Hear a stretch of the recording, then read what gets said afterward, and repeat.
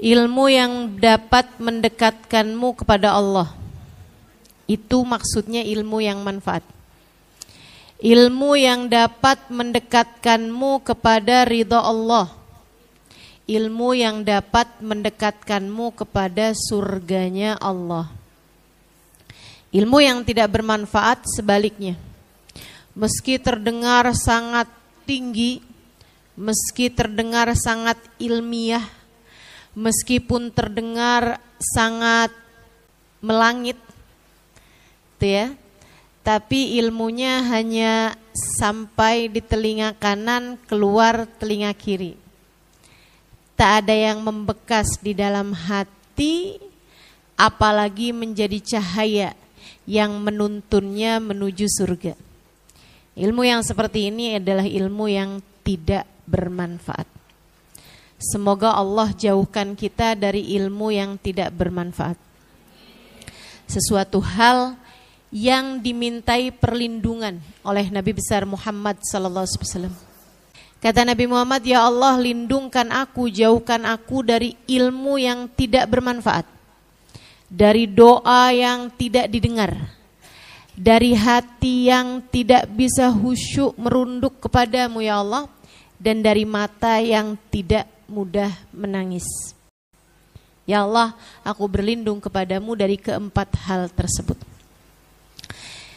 Jadi sesuatu yang dimintakan perlindungan oleh Nabi Muhammad artinya adalah sesuatu hal yang sangat buruk. Semoga Allah hindarkan kita dari keempat hal itu. Insya kita minta ilmu kita pada hari ini menjadi ilmu yang meskipun sedikit, menjadi ilmu yang meskipun tidak melangit, menjadi ilmu yang meskipun tidak tinggi, tidak ilmiah, sesuatu yang sederhana, akan tetapi kita minta kepada Allah, ilmu ini Allah jadikan sebagai cahaya.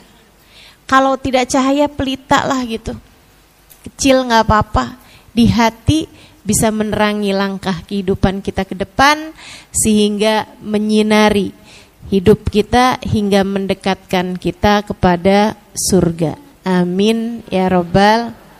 Mendekatkan kita kepada ridha Allah Subhanahu wa taala. Dan Allah Subhanahu wa taala memerintahkan kita untuk senantiasa memaafkan kesalahan orang lain yang telah berbuat salah, berbuat zalim kepada kita.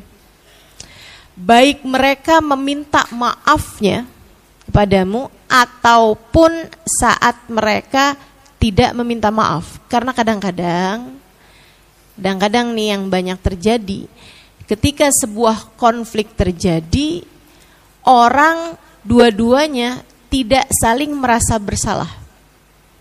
Dua-duanya sama-sama merasa dia yang salah. Kan begitu ya?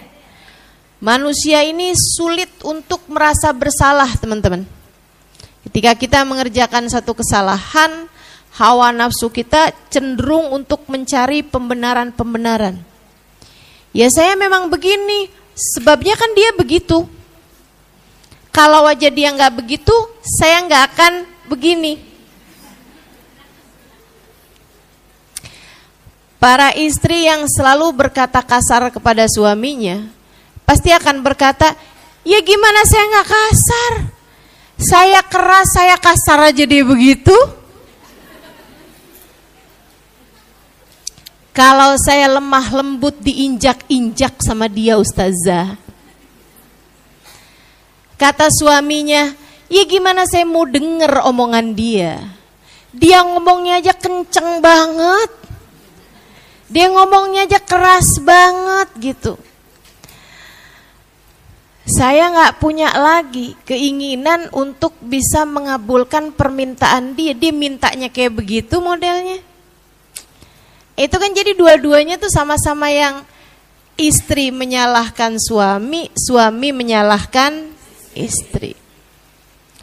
Makanya nih para istri nih kalau dibilang, semoga Allah menjadikan kita istri yang sabar menghadapi suami.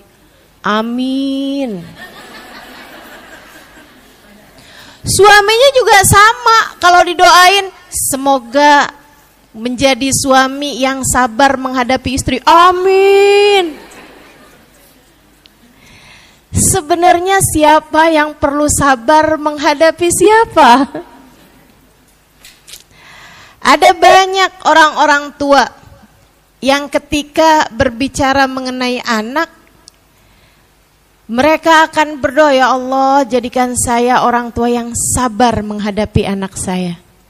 Tapi kamu jangan lupa, ada banyak anak juga yang berdoa yang sama. Doain ustazah biar saya bisa jadi anak yang sabar ngadepin orang tua saya. Jadi saling menyalahkan itu sesuatu hal yang sangat lumrah terjadi untuk segala kesalahan. Mencari siapa yang benar, siapa yang salah dalam sebuah konflik sama sulitnya dengan mencari sebenarnya duluan ayam atau telur.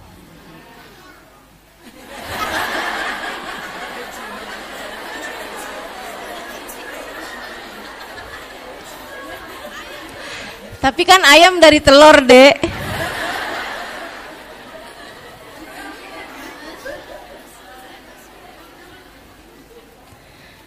Masya Allah. Jadi teman-teman sekalian yang saya muliakan, kayak gitu tuh, nggak ketemu ujungnya gitu, nggak ketemu awalnya gitu kan. Untuk itulah yang kita perlukan itu bukan untuk mencari tahu siapa yang salah untuk kemudian dia meminta maaf dan orang tersebut memaafkan. Akan tetapi yang perlu kita lakukan adalah berlebar hati, berbesar hati, melapangkan hati untuk memaafkan kesalahan orang lain terhadap diri kita. Kamu tidak bisa berharap hidup menjadi baik-baik saja tanpa ada orang berbuat salah kepadamu. Itu tidak mungkin. Dicintai semua orang adalah cita-cita yang tidak mungkin tercapai. Gak ada ceritanya orang hidup dicintai, disukai sama semua orang. Gak ada ceritanya. Siapapun orangnya. Gak ada ceritanya Halimah Idrus disukai sama semua orang. Gak ada ceritanya. Pasti ada yang sebel sama saya. Wajar. Saya kalau lihat orang seperti saya, mungkin juga bisa jadi sebel juga. Jadi saya sangat memaklumi kalau ada orang gak suka sama saya. Ada orang berbuat salah sama saya, sangat wajar. Apalagi melihat diri saya punya banyak salah atau berbuat kesalahan juga sama orang lain. Bahkan terhadap manusia